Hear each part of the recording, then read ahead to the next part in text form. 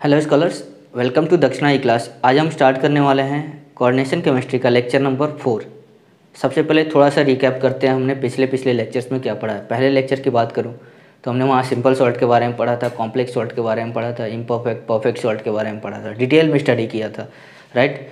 I hope आपको पूरे के पूरे कॉन्सेप्ट एकदम अच्छे से क्लियर होंगे, क्योंकि IIT JEE क्वेश्चन कहीं से भी पूछ सकता है, एग्जैक्टली कोई गारंटी नहीं दे सकता उस चीज़ की, राइट।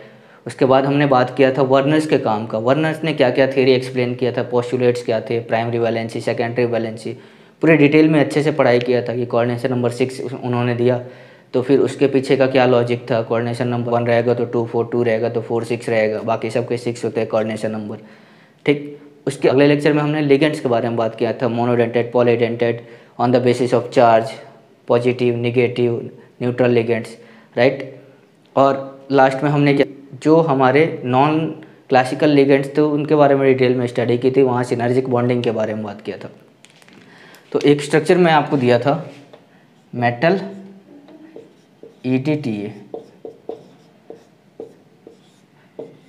तो इसको एक बार रिकैप करते हैं जल्दी जल्दी। इसमें कितने रिंग थे? 5 रिंग थे, 5 मेंबर्ड थे ना भाई, बताओ।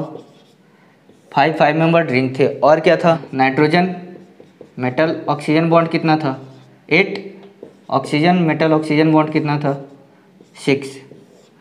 थोड़ा सा फील लेते हैं हमने कैसे बनाया था स्ट्रक्चर।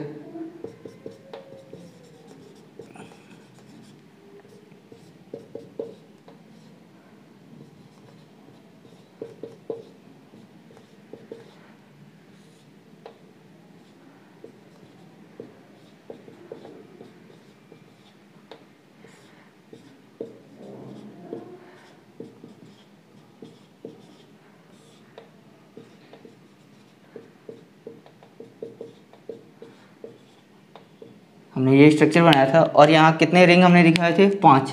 तो रिंग कौन कौन से थे ये देखते हैं हम। तो रिंग जो मैंने आपको दिखाए थे यहाँ से,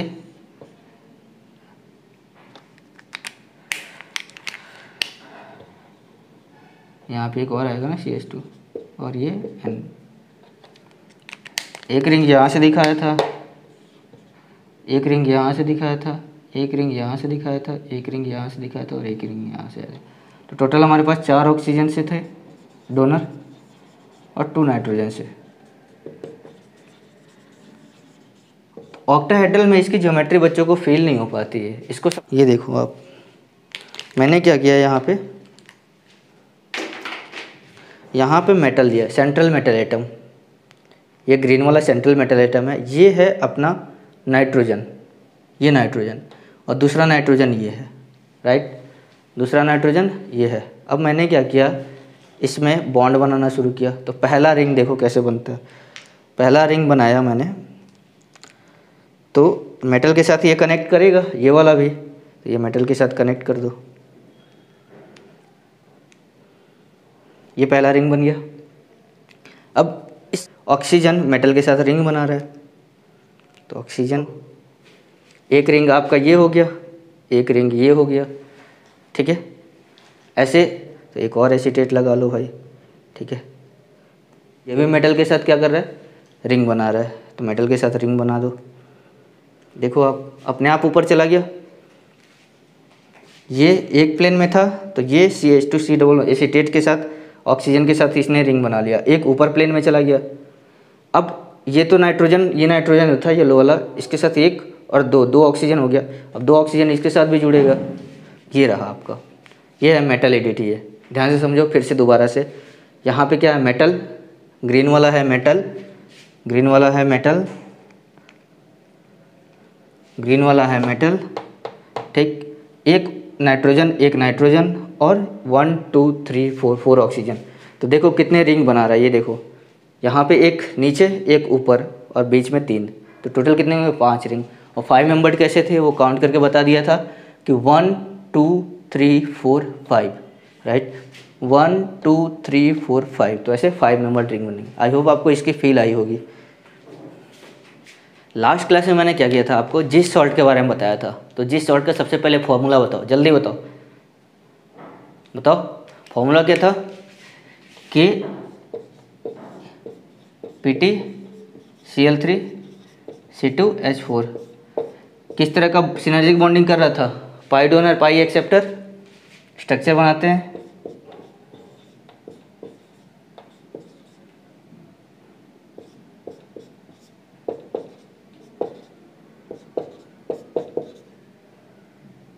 इसको मैंने क्या किया था, ऐसे इलेक्ट्रॉन क्लाउड दिखाया था, पाई क्लाउड्स को। ये इसको देगा, ये इसके एंटी बॉन्डिंग में देगा, तो ये बॉन्ड लेंथ बड़ी हो जाती है। ये सारी चीज़ें मैंने पिछले क्लास में आपको एक्सप्लेन किया हुआ था।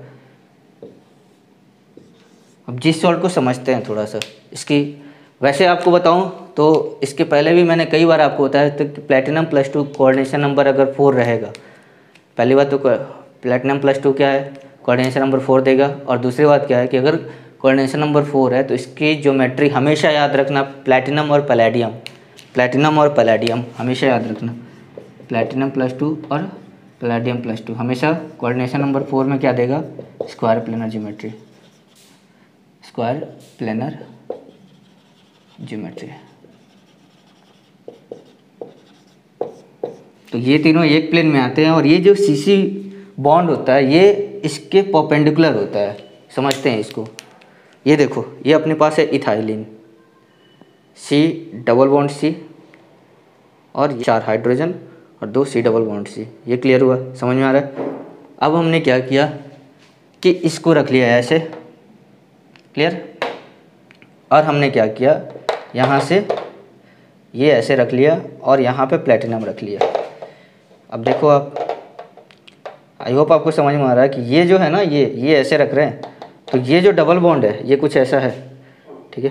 तो ये डबल बॉन्ड का जो प्लेन है, ये डबल बॉन्ड का प्लेन क्या है, ये प्लेन इसके परपेंडिकुलर है, ये इस प्लेन में आ रहा है, डबल बॉन्ड कुछ दूसरे प्लेन में आ रहा है। अगर ये ऐसा होता तो सेम प्लेन होते।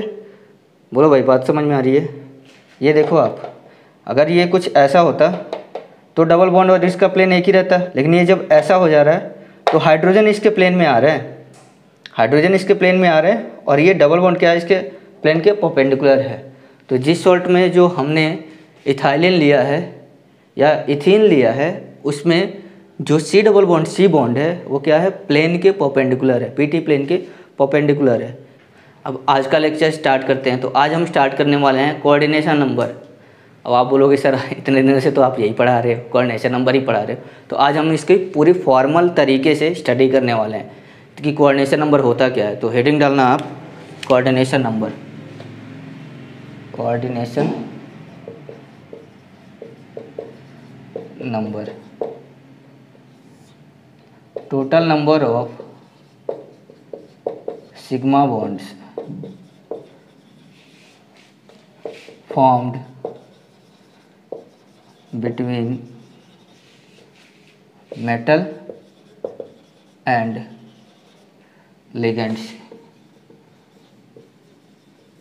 समझना भाई, यहाँ पे क्या बोला कि total number of sigma bonds between metal and ligand. Ligand किस तरीके का हो सकता है, मोनोडेंटेड भी हो सकता है, बाइडेंटेड भी हो सकता है, ट्राइडेंटेड भी हो सकता है, टेट्राडेंटेड भी हो सकता है, हेक्साडेंटेड भी हो सकता है। ये सिंगल EDTA है, लेकिन इसके पास डोनर साइड्स कितने हैं बोलो भाई, 6 है। तो 6 अगर है तो ये 6 जगह से क्या करेगा, अपना सिग्मा बॉन्ड्स बना सकता है। तो कोऑर्डिनेशन नंबर मेटल का क्या हो जाएगा, 6, क्योंकि इसकी डेंसिटी क्या है, 6। और एग्जांपल से समझते हैं हम।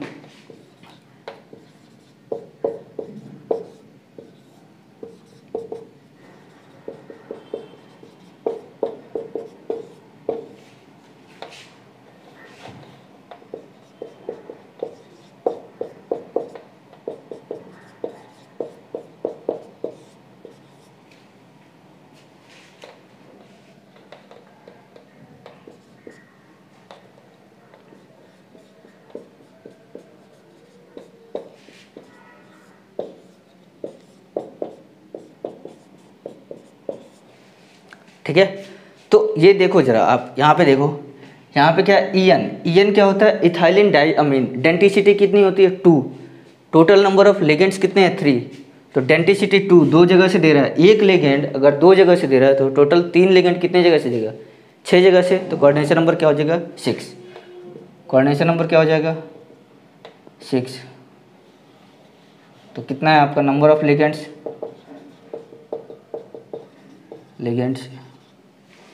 ये है आपका 3। डेंसिटी क्या है, डेंसिटी ये है आपका 2। तो कोऑर्डिनेशन नंबर क्या हो जाएगा, ये हो जाएगा 6। यहाँ पे देखो आप, यहाँ पे मोनोडेंटेड है, टोटल लिगेंड्स कितने हैं 4, मोनोडेंटेड है, डेंसिटी कितनी है 1, तो कोऑर्डिनेशन नंबर 1। यहाँ पे देखो, यहाँ पे क्या है, नंबर ऑफ लिगेंड्स कितने हैं, कितने हैं 4। कार्बोनिल कंपाउंड न्यूट्रल है, बोलो न्यूट्रल लिगेंड एक लोन पेयर देगा, डेंसिटी 1, कोऑर्डिनेशन नंबर 1। यहाँ पे देखो FeCO5 कितने हैं 5, लिगेंड्स हो गए 5, डेंसिटी 1, कोऑर्डिनेशन नंबर 5। यहाँ पे थोड़ा समझो, तो यहाँ पे हम दोनों का देखेंगे, पहले इसका देखेंगे फिर बाद में इसका देखेंगे। तो यहाँ पे क्या, ammonia neutral ligand, monodentate, coordination number कितना हो जाएगा 4। कैसे, डेंसिटी कितनी है 1 और टोटल नंबर ऑफ लिगेंड्स कितने हैं 4, तो इसका हो जाएगा 4 और इसका भी हो जाएगा 4, राइट।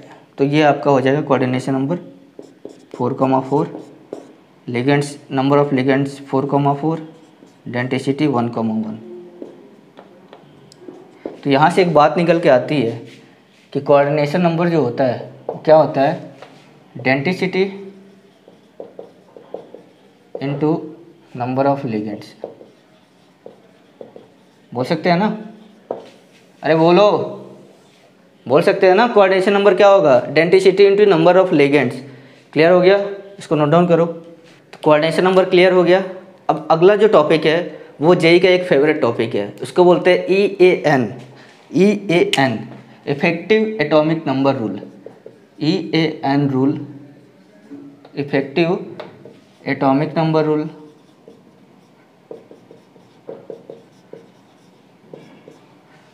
और क्या बोलते हैं इसको, सिड्जविक रूल, सिड्जविक साइंटिस्ट ने दिया था। या क्या बोलते हैं, 18 इलेक्ट्रॉन रूल।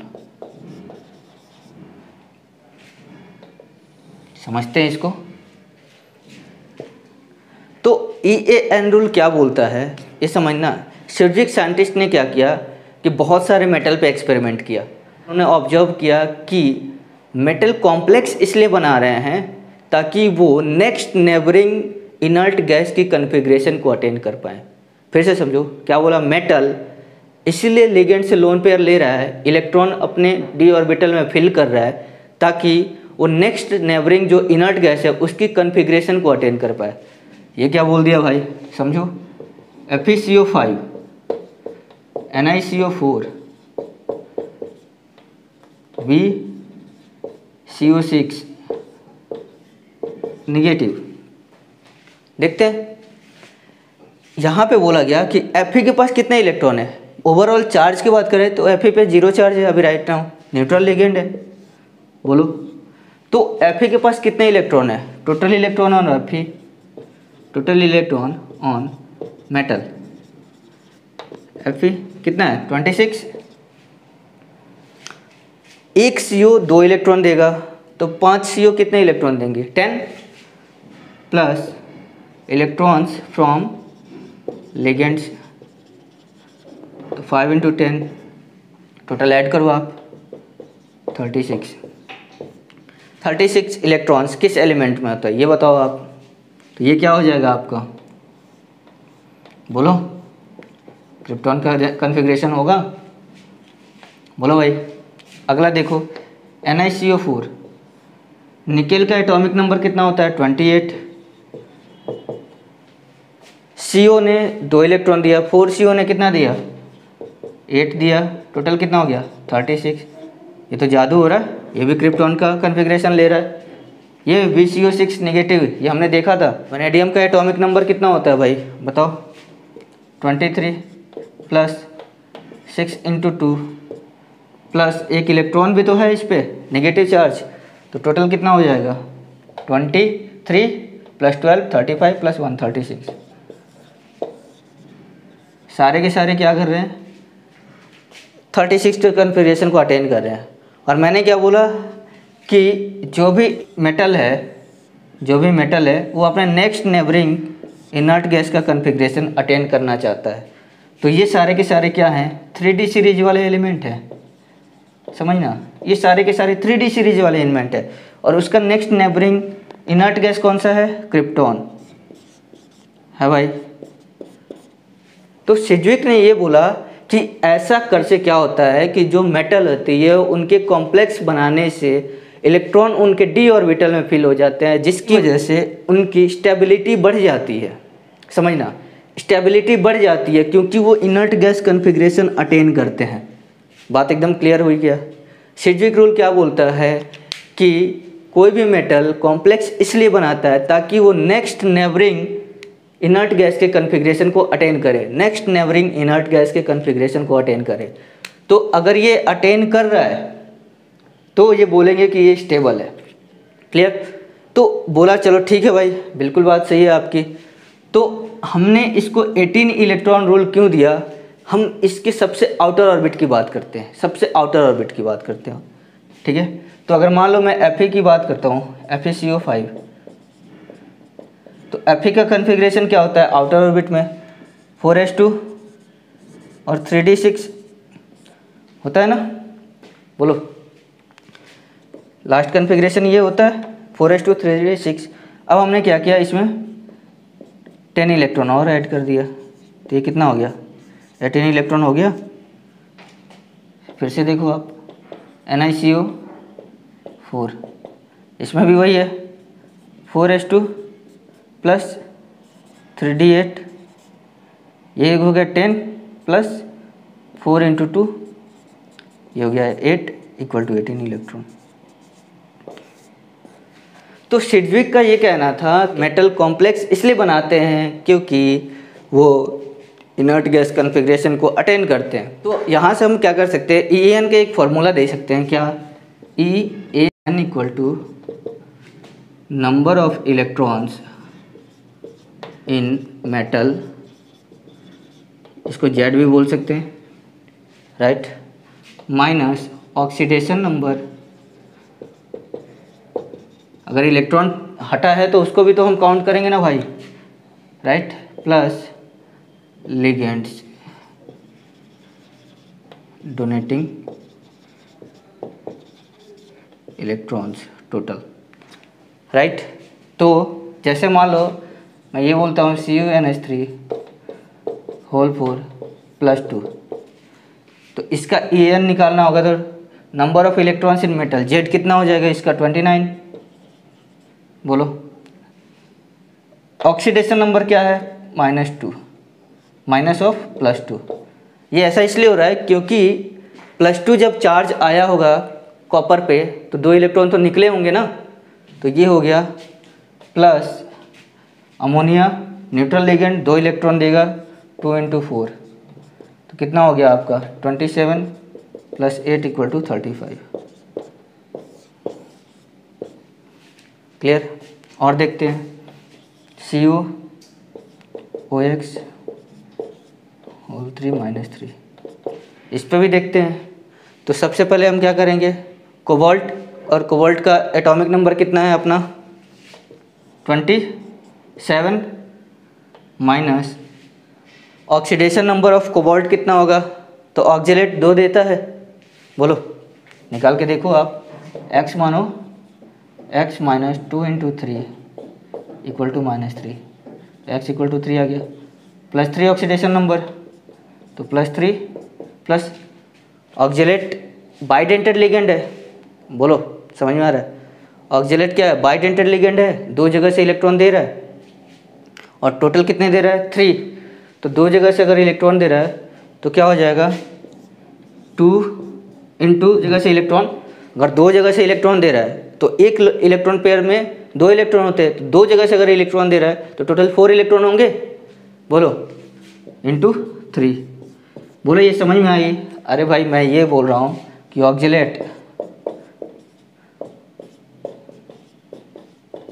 ऑक्जेलेट यहाँ से भी देगा, यहाँ से भी देगा, तो एक लोन पेयर का मतलब क्या हुआ, 2 इलेक्ट्रॉन यहाँ से दे रहा है और बाइडेंटेड है तो यहाँ से भी तो देगा, तो टोटल 4 हो जाएंगे ना।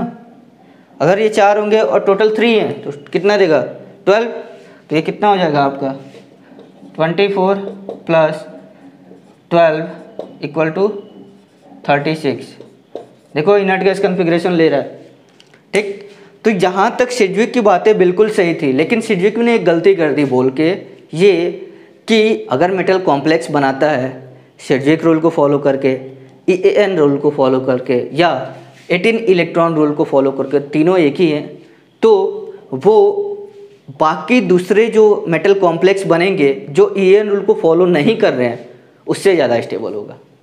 बात समझ में आई? जैसे मैंने बोला K4FeCN6 और K3FeCN6, इन दोनों का EAN निकालो आप, इन दोनों का EAN नंबर निकालो। तो ये क्या है Fe+2, राइट।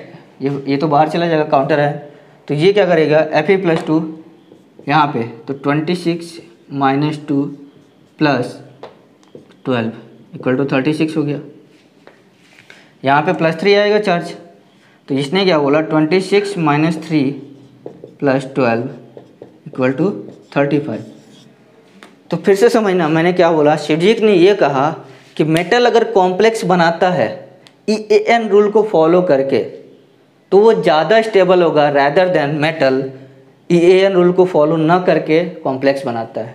तो अगर सिडविक के अनुसार हम देखें तो ये EAN रूल को फॉलो कर रहा है, बोलो भाई कर रहा है ना, और ये क्या कर रहा है, नहीं कर रहा है। तो सिडविक के अनुसार ये ज़्यादा स्टेबल है, ये ज़्यादा स्टेबल है सिडविक के अनुसार, लेकिन ऐसा होता नहीं है, एक्सपेरिमेंटली देखा गया ये ज़्यादा स्टेबल है, ठीक है। तो यहाँ पे सिडविक फेल हो गया। तो ये क्यों ऐसा हुआ है ये हम पढ़ेंगे क्रिस्टल फील्ड स्टेबलाइजेशन एनर्जी में, वहाँ पे पूरा डिटेल में पढ़ने वाले हैं। तो ये स्टेबिलिटी होता है वो हम करते हैं एनर्जी के बेसिस पे। क्या बोला, स्टेबिलिटी जो होती है वो हम एनर्जी के बेसिस पे डिसाइड करते हैं, स्टेबिलिटी जो होती है वो एनर्जी के बेसिस पे डिसाइड करते हैं। अगर कॉम्प्लेक्स एनर्जी रिलीज कर रहा है तो ज़्यादा स्टेबल है, अगर कॉम्प्लेक्स एनर्जी ले रहा है तो कम स्टेबल है। ये सारी की सारी चीज़ें हम एनर्जी के बेसिस पे बात करते हैं। जब भी स्टेबिलिटी की बात होगी एनर्जी की बात होगी, याद रखना, जब भी स्टेबिलिटी की बात होगी एनर्जी की बात होगी। तो यहाँ पे सिडविक फेल होते हैं, बाकी सारी चीज़ें फॉलो करते हैं। क्वेश्चन आपका यहीं से बन सकता है, आगे क्वेश्चन करके हम देखते हैं। तो आपके सामने क्वेश्चन ये है कि which of the following complex will follow EAN rule, जिसको हम क्या बोलते हैं सिडविक रूल भी बोलते हैं या 18 इलेक्ट्रॉन रूल भी बोलते हैं। तो पहला क्या था K4FeCN6, ठीक है, C1H3O4 SO4 FeCO5 CrCO6। तो EAN रूल का हमने क्या लिखा था फॉर्मूला, EAN रूल का फॉर्मूला क्या था, Z minus oxidation number, right, plus number of electrons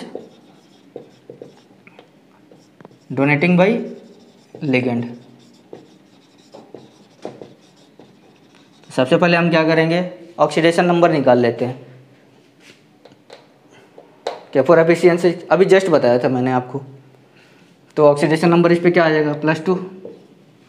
तो इसका Z कितना होगा Fe का आपका 26 minus oxidation number plus number of electrons CN monodentate, बोलो। तो अगर ये CN मोनोडेंटेड है तो ये इलेक्ट्रॉन कितना देगा 2 × 6, ठीक है, कितना आ गया आपका 36। ये EAN रूल को फॉलो कर रहा है। दूसरा देखते हैं, कॉपर अमोनिया सल्फेट का कॉम्प्लेक्स। तो इसमें क्या हो जाएगा, ये हटेगा तो इस पर +2 चार्ज आ जाएगा, ये +2 चार्ज कॉपर पे रहेगा, बोलो भाई। देखो आप कॉपर पे मान लो X चार्ज है, प्लस अमोनिया न्यूट्रल होता है तो 0 × 4 = +2, तो X = +2 आ गया। तो इसको सॉल्व करेंगे तो क्या होगा, Z minus oxidation number plus number of electron. Z कितना होता है कॉपर का 29 -2 प्लस 4 × 2, तो कितना आ गया आपका 35। ये EAN रूल को फॉलो नहीं कर रहा है। आगे चेक करते हैं, ये दोनों न्यूट्रल लिगेंड है, Fe26 Z हो गया, ऑक्सीडेशन नंबर 0 प्लस 5 × 10 2, तो ये हो गया 36। ये देखते हैं 24 minus 0 plus 6 into 2 equal to कितना हो गया आपका 36। तो क्वेश्चन क्या था, विल फॉलो EAN रूल, तो ये फॉलो करेगा, ये फॉलो करेगा, ये फॉलो करेगा। आई होप आपको ये समझ में आ रहा होगा कि EAN रूल क्यों दिया गया। ये सिजविक का एक एक्सपेरिमेंट था जिसके आधार पे ये चीज़ें हुई हैं। ठीक है, इसके क्वेश्चन ऐसे ही बनते हैं, नोट डाउन कर लीजिए। अब ज़रा देखना, मैंने ये बोला आपसे कि हमारे पास एक कॉम्प्लेक्स है VCO6,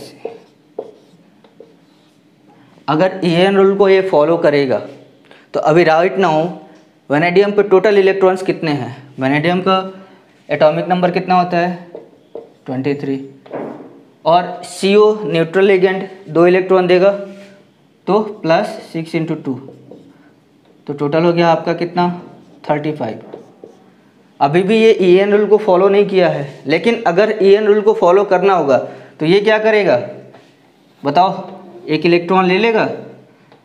अगर ये एक इलेक्ट्रॉन लेगा तो ये क्या बन जाएगा VCO6 माइनस। समझ में आ रहा है मैं क्यों यहाँ पे हमेशा VCO6 माइनस लेता था, ताकि वो इनर्ट गैस कन्फिग्रेशन को अटेन कर पाए। तो सारी चीज़ें इंटरलिंक्ड है। तो यहाँ पे अगर इसने इलेक्ट्रॉन लिया तो इसका क्या हो गया रिडक्शन, बोलो भाई। अगर इसका रिडक्शन हुआ है तो ये क्या है ऑक्सीडाइजिंग एजेंट। यहाँ से भी क्वेश्चन बनता है। एक और एग्जांपल समझते हैं, MnCO5। ठीक है, ये कैसे EAN रूल को फॉलो करेगा, तो मैंगनीज 25 प्लस 5 इंटू 2 35। क्लियर। तो ये क्या करेगा, या तो क्या करे खुद का क्या करे, ये रिडक्शन करा ले। रिडक्शन कराएगा तो एक इलेक्ट्रॉन इस पे आ जाएगा और ऐड, तो क्या हो जाएगा MnCO5 और नेगेटिव। तो अगर नेगेटिव आया रिडक्शन कराने के बाद, तो अब देखो आप 25 प्लस 10 प्लस 1 36। एक ये तरीका है, या एक और तरीका क्या हो सकता है, देखो ज़रा, ये खुद को डाइमराइज कर ले। डाइमराइज करेगा तो देखो क्या होगा, क्या बनेगा Mn2CO10 डेका कार्बोनिल डाइमैग्नीज।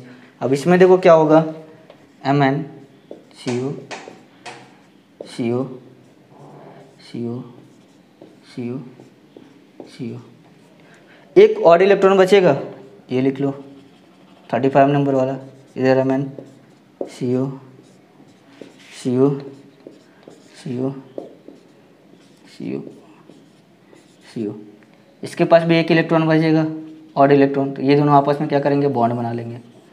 अब जब कोवेलेंट बॉन्ड बनता है तो क्या बोलते हैं हम कि इसने दोनों को शेयर के रखा है, इसने इसको शेयर कर रखा है, और सिमिलरली ये भी इसको शेयर कर रखा है। तो आप बोल सकते हैं कि इस Mn का जो EAN है वो कितना है 25 प्लस 10 35, और एक इलेक्ट्रॉन इसका ये भी ले लिया तो 36 हो गया। नेक्स्ट टॉपिक है EAN ऑफ पॉलीन्यूक्लियर और ब्रिजिंग कॉम्प्लेक्स। पॉलीन्यूक्लियर मतलब अभी एक सेंट्रल मेटल एटम के बारे में बात कर रहे थे अपन, अब क्या होगा ज़्यादा, एक से ज़्यादा उसके न्यूक्लियस होंगे। ठीक है, देखो EAN ऑफ पॉलीन्यूक्लियर, एक से ज़्यादा सेंट्रल मेटल एटम, पॉलीन्यूक्लियर या ब्रिजिंग कॉम्प्लेक्स। ब्रिजिंग कॉम्प्लेक्स में कभी कभी हम बोलते हैं मेटल मेटल बॉन्ड होता है इनके बीच में। अभी तक हम देख रहे हैं तो मेटल लिगेंड, अभी मेटल मेटल देखते हैं कैसे, एक एग्जांपल से समझते हैं। सेम Mn2CO10, इसी को समझते हैं दोबारा से। इसमें क्या होता है, इसका फॉर्मूला ये, सबसे पहले फॉर्मूला समझते हैं कि total electrons by element plus total electrons by ligands plus 2 electrons by delta bond. Tension मत लो, डेल्टा बॉन्ड बताऊंगा। तो यहाँ पे देखो टोटल एलिमेंट बाई मैंगनीज कितना हो जाएगा 25 into 2, total electron by ligand 2 into 10 plus 2 equal to कितना हो गया 50, 20 प्लस 2 इक्वल टू 72। अब इसको, ये क्या था 2 मैंगनीज के लिए था तो इसको हाफ कर दो आप, तो बाई 2 इक्वल टू आ गया 36।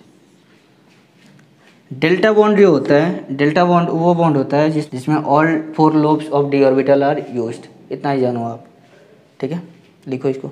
और एग्जांपल देखते हैं, CO2 CO8 Fe2 CO9 करके देखते हैं। कोबाल्ट 27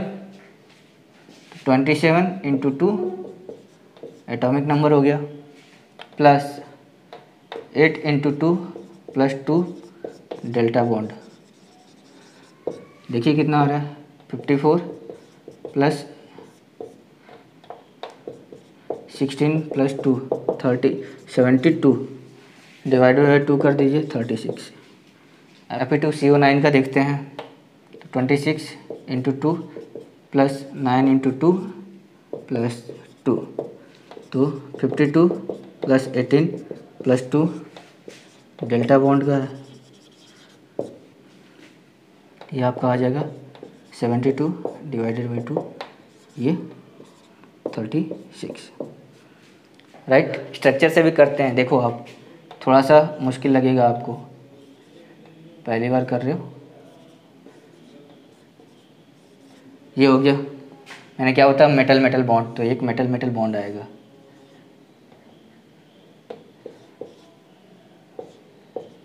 CO कंफ्यूज मत हो ना, ये कोबाल्ट है और ये कार्बोनिल है। अब ये हो गया 6। अब देखो,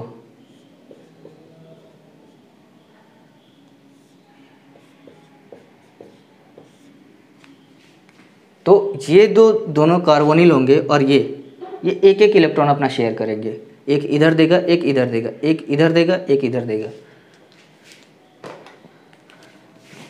तो एक इलेक्ट्रॉन इधर एक इलेक्ट्रॉन, तो एक इधर देगा एक इधर देगा, ये इधर देगा एक इधर देगा, 2 इलेक्ट्रॉन में ये भी है, ये इधर देगा ये इधर देगा। तो अब देखो थोड़ा, cobalt atomic number 27 plus 6 electron यहाँ से, ये दोनों प्लस 1 2 3 सिग्मा बॉन्डिंग वाले जितने 3 हैं, ये भी एक देगा एक देगा एक देगा, तो 3, ये कितना हो गया 36। ठीक है, तो ये मेटल मेटल बॉन्ड है, ब्रिजिंग कॉम्प्लेक्स में होता है। Fe2CO9 का देखते हैं, तो Fe CO CO CO CO CO, कुछ भी टफ लग रहा है CO। अब इसमें हमने क्या किया, 2 बना दिया था, C double bond O, C double bond O, एक और बना दो C डबल बॉन्ड O। ठीक है, देखते हैं Fe26 प्लस 1 2 3 3 इंटू 2, ये क्या है ये वाले, प्लस ये इधर एक देगा इधर एक देगा, तो एक 1 2 3 एंड 4, तो ये होगा 4। देखो आप 26 प्लस 6 प्लस 4, तो ये आ गया 36। तो ऐसा भी हम AN काउंट कर सकते हैं। वैसे ही इसके अपोजिट वाले को भी बात कर ले, तो इसका भी देखते हैं, 26 प्लस इन तीनों का 1 2 3 का 3 इंटू 2 प्लस 1 2 3 4 4, तो ये कितना आ गया आपका 36। तो इस तरीके से भी हम AN काउंट कर सकते हैं। लिखो इसको। इसके बाद बात आती है EAN of organic compounds. EAN of organic compounds.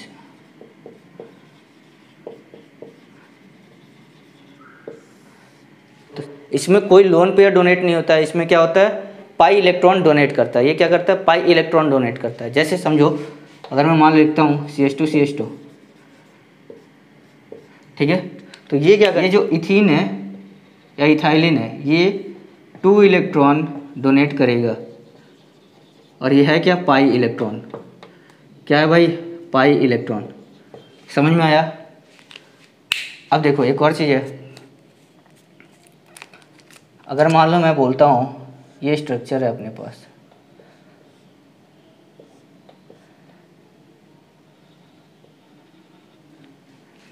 ठीक है, तो ये स्ट्रक्चर क्या कर सकता है, या तो क्या करे, अब वो लोन पेयर को डोनेट कर दे सिग्मा बॉन्ड के थ्रू, 2 लोन पेयर दे सकता है, चार्ज कितना है -1,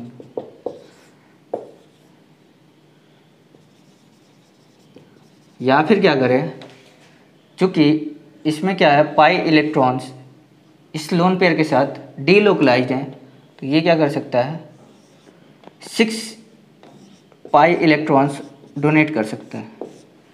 समझ में आ रहा है क्या? या तो ये इसके साथ बॉन्ड बना दे सिग्मा के थ्रू, या फिर क्या करे ये पाई के थ्रू, ये डीलोकलाइज है ना, तो ये यहाँ से अगर पाई इलेक्ट्रॉन्स देगा तो 6 पाई इलेक्ट्रॉन्स देगा, सिग्मा अगर बॉन्ड बनाएगा तो 2 ही देगा। ये क्लियर हुआ? तो ये है क्या साइक्लो पेंटा डाई इनाइल।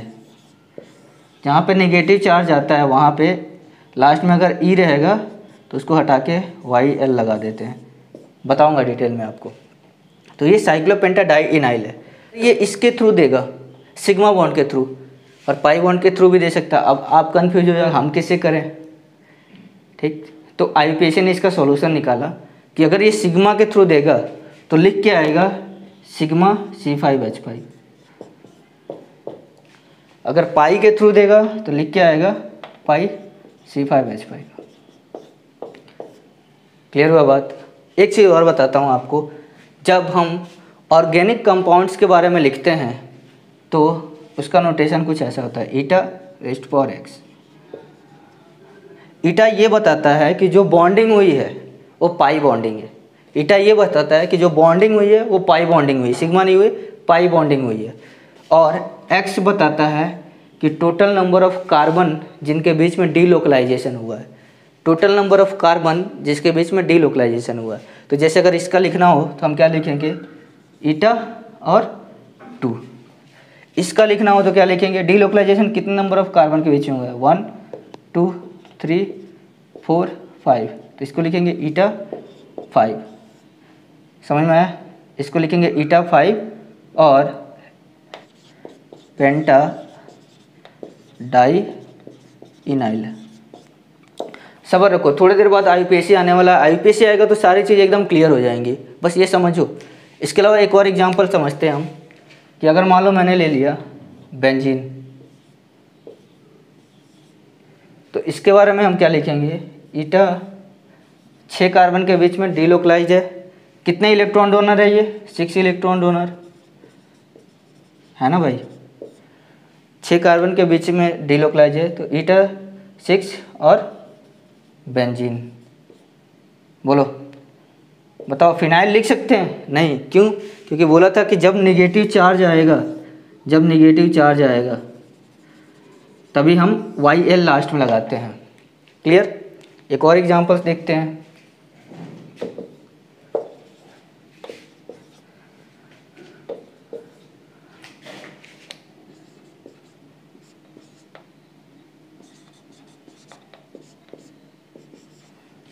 ठीक है, इसको क्या बोलते हैं, इसको बोलते हैं एलाइल, एलाइल बोलते हैं ना भाई। तो यहाँ पे इलेक्ट्रॉन क्या है, डीलोकलाइज है,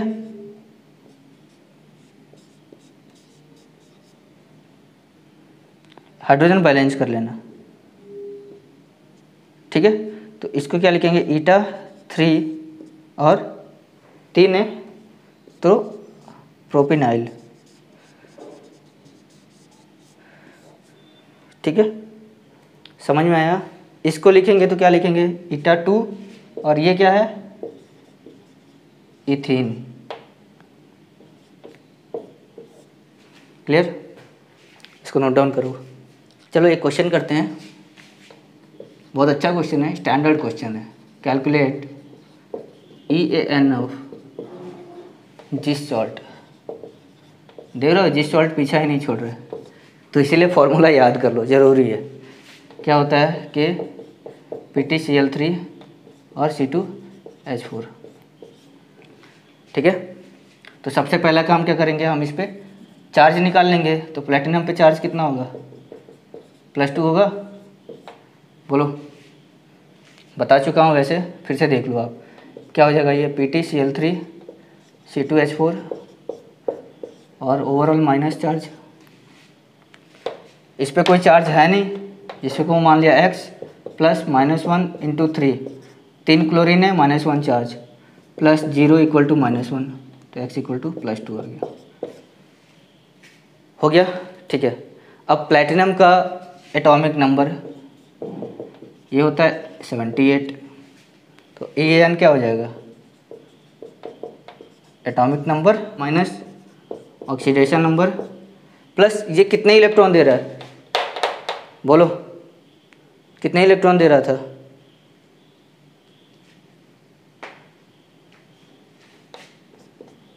2 पाई के 2 इलेक्ट्रॉन दे रहा था, प्लस ये लिगेंड्स 3 इंटू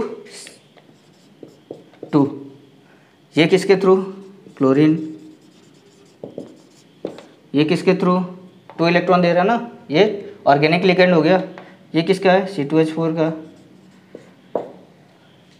ये क्या है, ऑक्सीडेशन नंबर, और ये क्या है, Z।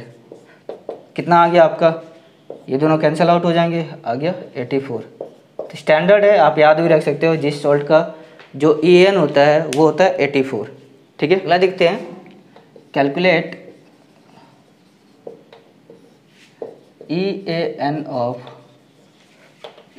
Of titanium sigma C5H5 whole two pi C5H5 whole two. एक और लिख लो, कैलकुलेट EAN ऑफ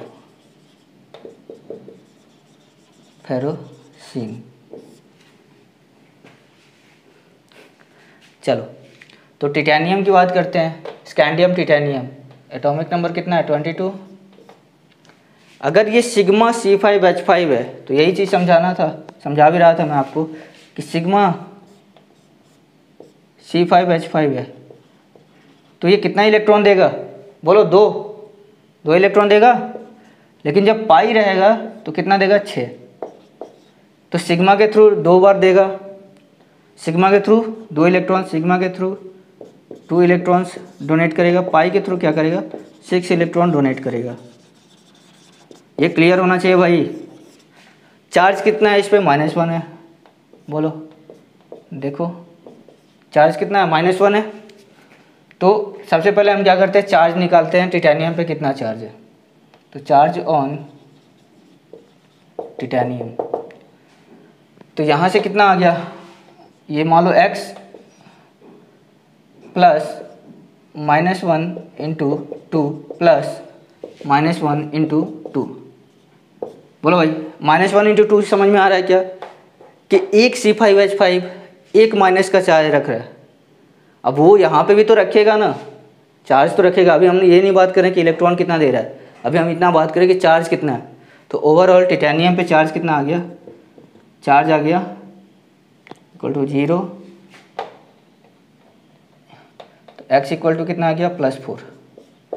x आ गया अगर +4 तो EAN क्या हो जाएगा, atomic number minus oxidation number, clear, plus electron donation. एक C5H5 2 इलेक्ट्रॉन देता है, तो 2 C5H5 सिग्मा के थ्रू डबल देंगे, क्लियर। और ये क्या हो जाएगा, 6 इंटू 2, ये तो पाई के थ्रू दे रहा है तो ये तो 6 इलेक्ट्रॉन दे रहा है भाई। कितना आ गया टोटल, 34। फिर से समझो, फिर से समझो, फिर से समझो। सबसे पहले काम करेंगे हम, टिटेनियम पे ऑक्सीडेशन नंबर निकालेंगे। तो C5H5 पे -1 का चार्ज होता है, ये तो मैं कई बार बता चुका हूँ आपको, -1 का चार्ज। जब डोनेट करेगा तो क्या करेगा, ये 2 इलेक्ट्रॉन देगा सिग्मा के थ्रू। अगर सिग्मा बॉन्डिंग है तो, पाई बॉन्डिंग अगर है, ठीक है, पाई के थ्रू अगर डोनेट कर रहा है तो 6 इलेक्ट्रॉन डोनेट करेगा। यहाँ तक क्लियर हुआ। लेकिन चार्ज तो -1 रहेगा ना, तो सबसे पहले हम चार्ज निकाल लिए यहाँ पे, तो चार्ज है अपना +4। यहाँ से भी सोचो कि एक अगर C5H5 है तो -1 का चार्ज है, तो टोटल कितने C5H5 है, 2 यहाँ 2 यहाँ 4। चार्ज की बात कर रहा हूँ, इलेक्ट्रॉन डोनेशन की नहीं, ये क्लियर होना चाहिए। तो यहाँ पे चार्ज आ गया। अब EAN की बात करते हैं, तो सबसे पहले क्या किया हमने, 22 एटॉमिक नंबर, उसके बाद उसका ऑक्सीडेशन नंबर, उसके बाद हमने क्या किया कि सिग्मा के थ्रू 2 इलेक्ट्रॉन देता है, तो टोटल हैं कितने मॉलिक्यूल 2, तो 4 इलेक्ट्रॉन देगा। पाई के थ्रू 6 देता है, और यहाँ पे क्या है 2 है, तो टोटल 12 देगा। तो ये आपका EAN आ गया। एक और एग्जांपल देखते हैं, फेरोसिन। तो फेरोसिन क्या होता है, Fe ईटा 5 C5H5। आपको मैंने बताया था ईटा 5 का क्या मतलब है, ये क्या कर रहा है, पाई बॉन्डिंग, ये पाई बॉन्डिंग दे रहा है ना, और 5 की रिंग होगी। तो देखो जरा,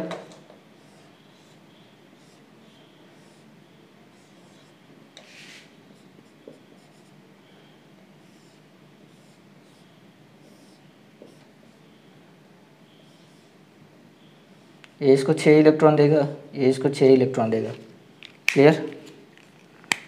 और इनके बीच में क्या होता है, सिनर्जिक बॉन्डिंग होती है।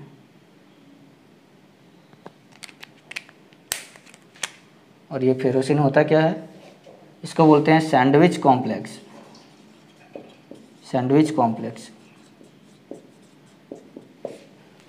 ये देखो, एक साइक्लोपेंटाडाइनिल ऊपर, एक साइक्लोपेंटाडाइनिल नीचे, और बीच में Fe, कुछ ऐसा होगा। देखो आप, ये और ये,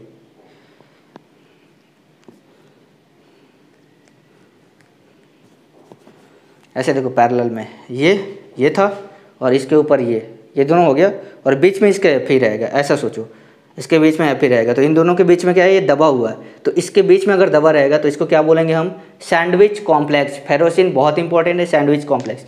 अगर मैं आपसे पूछता हूँ कि Fe पे चार्ज कितना है, तो ये बताओ आप, तो Fe पे चार्ज कितना होगा, ये चार्ज कितना देता है, 1, ये चार्ज देता है 1, तभी से यही कर रहे हैं हम। तो ओवरऑल Fe पे +2 चार्ज आ जाएगा। समझ में आई बात, इसको नोट डाउन करो, समझो। अब बात करते हैं हम ऑर्गेनोमेटेलिक कंपाउंड्स की। और ऑर्गेनोमेटेलिक कंपाउंड्स, वैसे आपने ऑर्गेनिक में इसको पढ़ा होगा।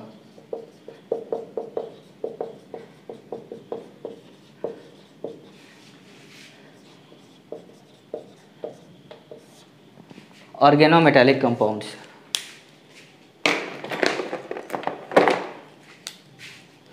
तो जब मेटल और कार्बन का बॉन्डिंग होता है, मेटल और कार्बन का बॉन्डिंग, इसके पहले मैंने आपको एक बार बताया भी था वैसे, कि मेटल और कार्बन का अगर बॉन्डिंग हो गया तो समझ लो वो ऑर्गेनोमेटेलिक कंपाउंड है। क्लियर। तो ये देखो, एक आयनिक भी होता है,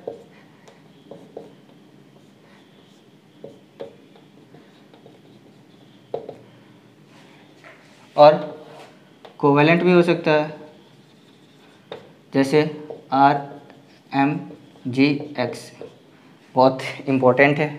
क्या बोलते हैं इसको, ग्रेनाड रीजेंट। यही तो बोला आपने, यहाँ पढ़ा होगा। या क्या, आर कोई भी अल्किल ग्रुप ले लो, तो ये क्या है, कार्बन और मेटल का कॉम्प्लेक्स बनाएगा, CH3।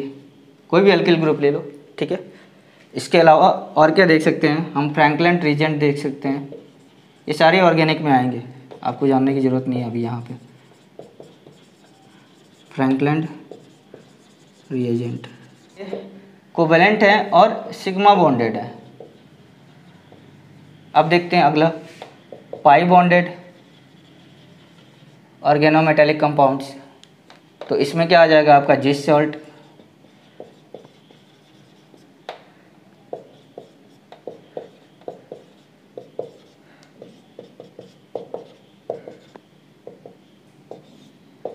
मेटल के साथ डायरेक्ट बॉन्ड बन रहा है, फेरोसिन आ जाएगा ना भाई, अभी जस्ट आपको बताया।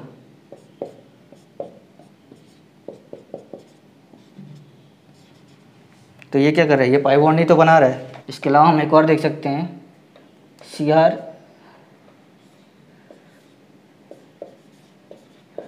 C6H6 whole twice. तो ये भी एक सैंडविच कंपाउंड बनेगा।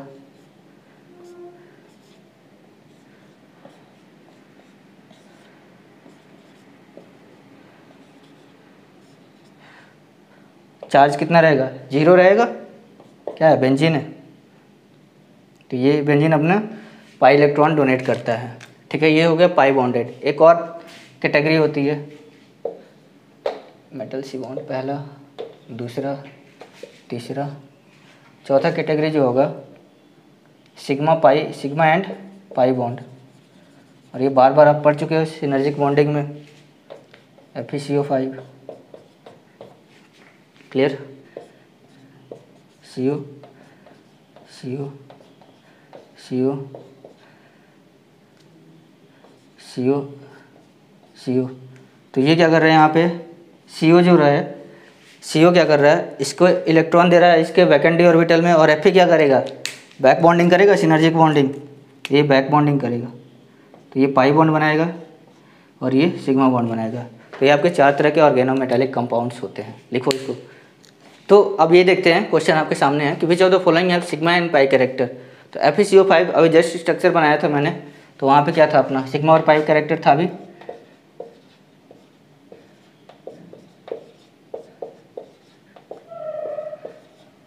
ये क्या करेगा?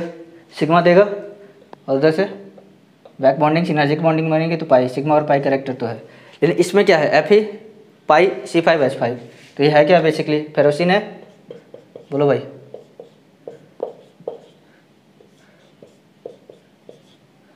क्लियर? तो ये क्या कर रहा है? ये इसको पाई बॉन्ड दे रहा है। समझ में आ रहा है ना? ये पाई बॉन्ड दे रहा है, तो ये सिग्मा कैरेक्टर नहीं है, पाई कैरेक्टर है। बहुत गलत है, नन गलत है। तो ये क्या है? ये केवल ये क्या हो रहा है? ये पाई कैरेक्टर दे रहा है, तो ये इसका होगा सिग्मा एंड पाई कैरेक्टर का, ये आंसर हो जाएगा। अगला देखते हैं, which of the following molecule is not organometallic compound. तो लिथियम मिथाइल देखते हैं, LiCH3 है भाई। कार्बन मेटल के साथ डायरेक्ट कनेक्ट हो रहा है। Lithium methoxy OCH3 both. तो यहाँ पे क्या? ऑक्सीजन लिथियम के साथ कनेक्ट हो रहा है, कार्बन नहीं हो रहा, तो ये आंसर हो जाएगा आपका। ठीक है, इसको नोट डाउन करो। एक और क्वेश्चन लिखना, विच ऑफ द फॉलोइंग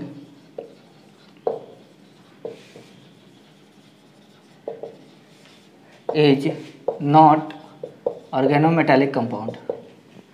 पहला ऑप्शन है फेरोसिन, दूसरा ऑप्शन है जिसोल्ट, तीसरा ऑप्शन है सिस्प्लाटिन, और चौथा नन। तो फेरोसिन तो पढ़ लिया हमने, ये क्या है? ऑर्गेनोमेटालिक कंपाउंड है, बिल्कुल है। जिसोल्ट भी है। सिस्प्लाटिन को देखते हैं, ये होता है PT NH3 Cl और Cl। तो ऑर्गेनोमेटालिक कंपाउंड कहीं से नहीं है। नाइट्रोजन के साथ बॉन्ड बना रहा है मेटल, क्लोरीन के साथ बॉन्ड बना रहा है मेटल, कार्बन कहीं नहीं है। ठीक है, तो ये आपका हो जाएगा ये not organometallic compound. Anti cancerous, ये कीमोथेरेपी में यूज किया जाता है। ये क्वेश्चन आपका JEE मेंस में पूछा गया है, एम्स में पूछा गया है। ठीक है, तो ये इंपॉर्टेंट है थोड़ा, तो ये जानो। ऐसे हम इसको दोबारा से रिपीट करेंगे जब हम आइसोमेरिज्म पढ़ेंगे। ठीक है, आज के लेक्चर के लिए इतना ही। Thank you.